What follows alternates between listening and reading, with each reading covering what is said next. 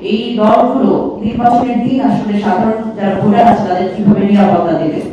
আমরা দেখছি যে পাবনাতে ইউনিয়ন কৃষক দলের আহ্বায়ক তিনি বলছেন যে জামাতের কেউ যদি আসলে ভোট কেন্দ্রে যায় ভোট দিলে দিনের বেলাতে তাদের রক কাটা হবে।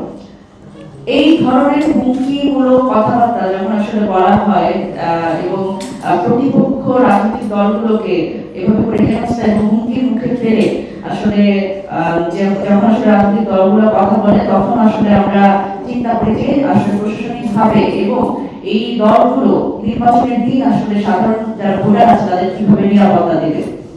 এবং আমরা যিনি আসলে এই কথাটি বলেছেন তিনি কিন্তু আরো এর আগে কিন্তু আমরা তার ব্যাপারে বেশ কিছু বিষয় জানি যে তিনি কিন্তু জামাতের এক প্রার্থী গাড়িতে হামলা চালিয়ে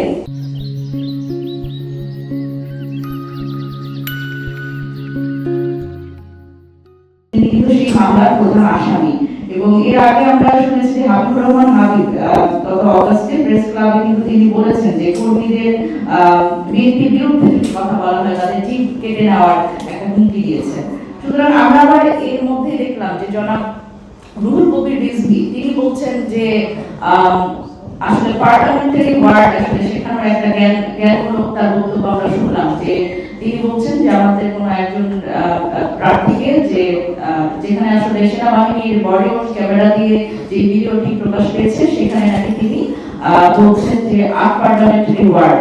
আমার মনে হয় আমি রুহুল কবির রিজভী ওনার উদ্দেশ্যে বলতে চাই যে পার্লামেন্টারি ওয়ার্ড গুলো আসলে তার দলের নেতা কর্মীকে শেখানো উচিত প্রথম। কারণ এই রক কেটে নেওয়ার যে সংস্কৃতি এখন আমার তো মনে হচ্ছে যে এতদিন ধরে আমরা যাদের মুক্ত বলে জানতাম আসলে এখন নতুন নব্য মুক্ত তৈরি হচ্ছে কিনা আমাদের বাংলাদেশের রাজনীতিতে এটি একটি বড় ব্যাপার।